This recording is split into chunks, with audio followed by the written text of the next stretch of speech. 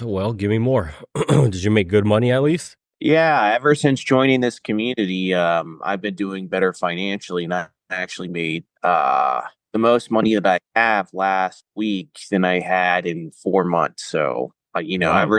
ever since joining this community, I my life has been doing significantly better. So, I'm looking forward to seeing the progress I'm going to continue to make, and yeah, this whole Spartan challenge has done wonders for my life. That's good, man. Now you're noticing that it's all really under your control. You're never out of control in the first place. Just keep tackling problems head on like that and you'll do fine. I mean, now you have another small issue in front of you. What's causing the lack of motivation? Okay, you said you're tired. Okay, why? Because you worked until 4 a.m. Okay, what else? Like, what else? Did you sleep good? Are you stressing about something in the future, the past? Like, sit down, write what's happening. Are you taking care of your body? You worked until 4 a.m., but did you go on a nice walk to reset? Did you go to the gym to get some energy out? Right? Like there's things that we could be doing to offset the 4 a.m. workload on that night. So don't beat yourself up about it. It's fine. It's normal. You're just moving forward. But also understand that there's always a solution to whatever problem you're having. You don't need external motivation from me or anybody else. You're already on the path yourself. All these steps you're taking are from you. We didn't tell you to work to 4 a.m. We didn't tell you to do all the little steps you've been taking. Those are the ideas you had, the solutions you made, and you're making more money than you ever have. Now it's just keeping that kind of path forward. Solve every little issue that comes up.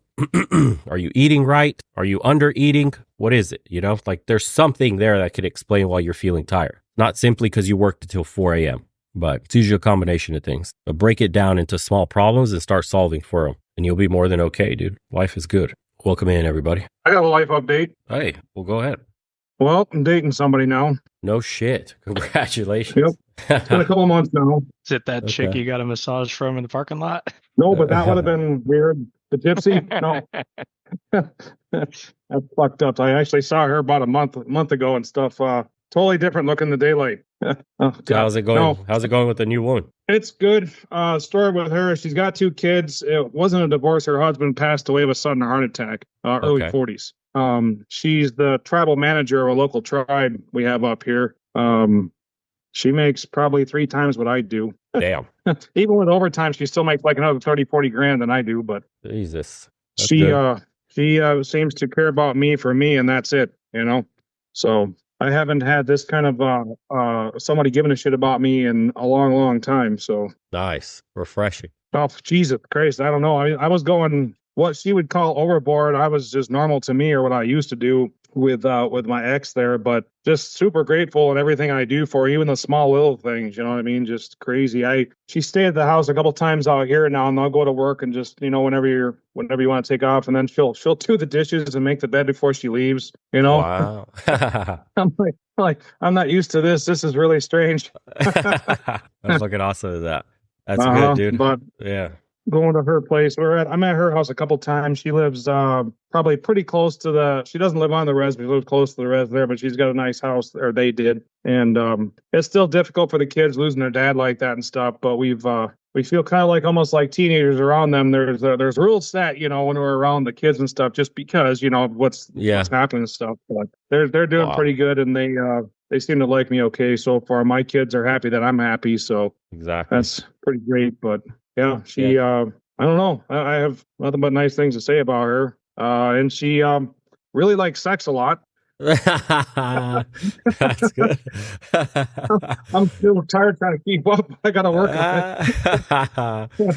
Wow. Jesus. Who would have thought you would have been in this position just like 6 months ago when you're going through that dark place? You're at the bottom struggling. Yeah. Can you Yeah, imagine? but she kind of feels the same way too. We both feel lucky to have found each other. So Amazing. yeah, I mean that's it in a nutshell. I mean, now more I guess later on and stuff at some point, but just wanted to update everybody on that one. So Fuck yeah. pretty happy with That's that. beautiful. Yeah, considering when we were first talking and updating, getting a divorce, signing the papers, fuck, what am I gonna do? It was just like headless chicken feeling, just trying to kind of just barely float every day, keep your head above water, go on a walk here and there, go work out, keep busy. And well, look what happened now, dude. A couple months later. Yeah, I mean, I had like has been said, and some of your videos and other videos and stuff. I had no purpose. I mean, I'm still a father, but I had no purpose as provider and stuff. But yeah, I was kind of wandering around like a chicken with his head cut off, just not know what to do with myself and stuff. Like, oh, it's money and nothing to really focus on, And so that's kind of kind of nice, refreshing. It's still, early stages and stuff like that, but it's weird because it feels like it's moving fast. But then you think about it, we're both in our 40s and we've already gone through a lot of this initial shit. And I asked someone the other day, I said, well, I just turned 50. And they said, well, 50 was my favorite. They said 50s. They said it was like being in your 20s again, but with money. That's kind of how it feels, actually. Wow. Hell yeah. But anyways, that's my life update. Other than that, still doing the same regular stuff, except I haven't been working out as much or at all. I have a freaking tendon issue in my elbow that's been pissing me off, but I got to power through that. It was from I haven't gone golfing in 6 years, and I did 18 holes down at course downstate there. Nice one. Did okay and stuff, but then I noticed a flare up. I think it's like a tennis elbow thing, but I gotta deal with that and just power through that because this is not working out. It's kind of pissing me off. Yeah. I feel like a fucking turd. Well, it's good. It's good that you have that feeling because it's going to push you to action. Like you already know you're kind of resting on your laurels a little bit, and you got a woman on your side now, so we got to get rid of some of that excess weight.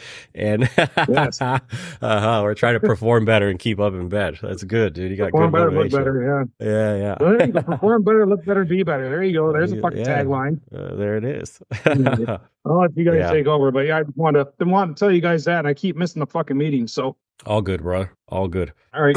That's a good segue then, and I'll read this post that I put up because everybody has those dark moments in life anyways where there doesn't seem to be a door open for you to walk through with light. Headless chicken syndrome, feeling like you're not enough, kind of lost, no direction. Again, your role is no longer the same. So this is happening on multiple levels to men, not just the married guys getting divorced, but the young ones that have no idea where to even begin, the ones that just got fired, the ones that are struggling financially. I mean, whatever it is. But the post is titled "The Dangers of a Weak Society, How Men Are Being Conditioned to Fail." So it starts like this. We live in a world that's getting softer by the minute, and I don't mean that in a good way. Comfort turned into a disease infecting men with weakness, and it's spreading fast. Somewhere along the line, the idea of being comfortable got twisted in a full-blown culture of complacency, and now it's killing the potential of men everywhere. The truth is, this so-called modern society is designed to break you, to make you weak, compliant, and ultimately forgettable.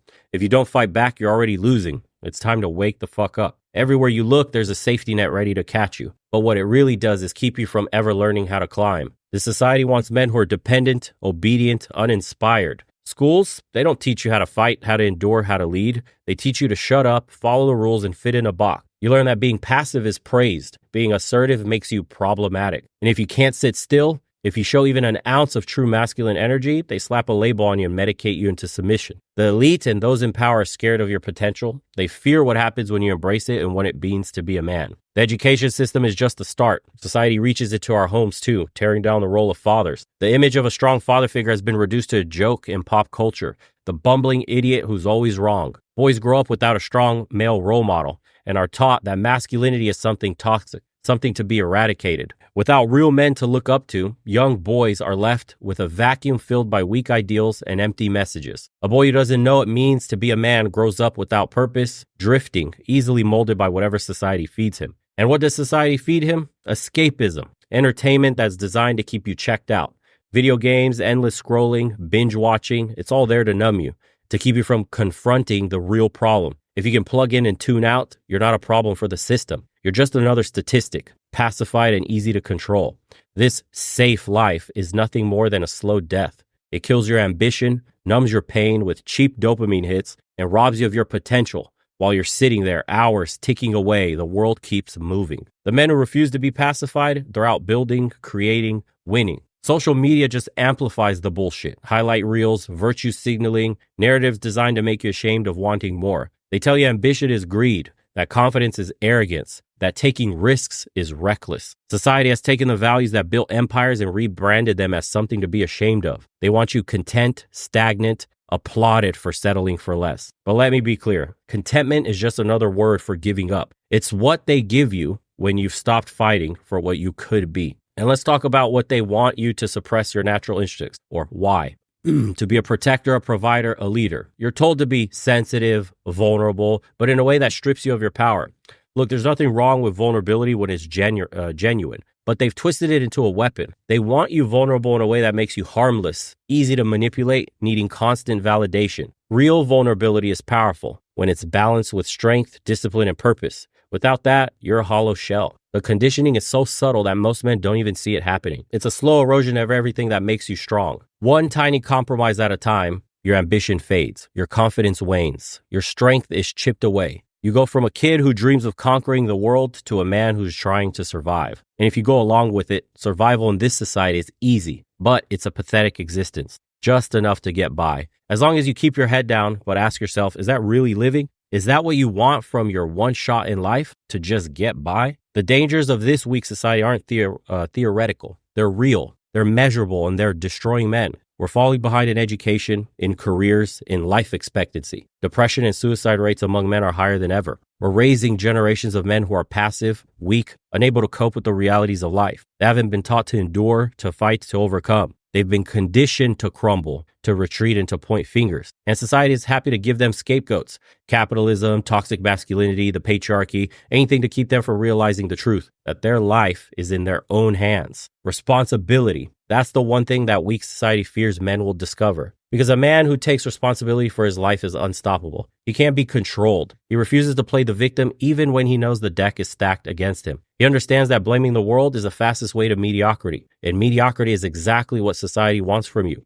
A mediocre man is no threat. A strong, self-reliant man, he can't be tamed. This conditioning will keep coming unless you resist it. You have to recognize that the ways you're being trained to accept less. The school system wants you compliant. The media wants you distracted. The culture wants you ashamed. The easiest way to fight back? Refuse. Refuse to comply. Refuse to be distracted. Refuse to be ashamed of your ambition, your drive, your natural instincts. Everything you need to be great is already in you, but it takes effort. It takes stepping into discomfort, into the struggle. And that's exactly why this weak society wants you to avoid it. Greatness isn't comfortable. It's a daily fight against yourself. It's waking up and deciding that today you're going to demand more from yourself. That decision to refuse to be conditioned, to refuse to be average, is what starts the fire inside. You have to protect that fire. Let it grow until it burns through every piece of weakness they've tried to plant in you. Because if you don't, you'll end up exactly how they want: docile, unambitious, and completely forgettable. Men aren't meant to be forgettable. You're meant to leave your mark, to build, to fight, to conquer.